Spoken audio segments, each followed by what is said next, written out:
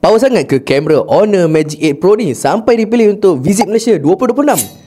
Jom tengok. Phone ni ada 200 megapiksel ultra night telephoto, plus dia ada night engine, stability engine dan juga portrait engine.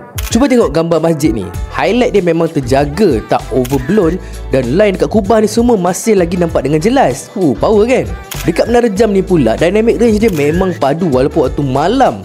Not only that, dia kekalkan colour yang cantik, tapi pada masa sama texture pun masih lagi jelas. Korang tengok pula mural ni. Dynamic range dia stabil, colour, shadow, highlight semua perfect. Yang ini pula untuk telefoto. Cuba tengok dia punya ni dengan dual OIS, EIS dan SIPA 5.5.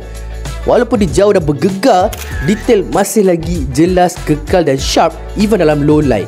Untuk portrait malam pula, skin tone maintain natural, highlight pun lembut je, bokeh pun very clean. Pendek cerita, ultra night telephoto dekat Honor Magic 8 Pro ni memang impressive. Tunggu full review, saya pun excited gila nak test lagi phone ni.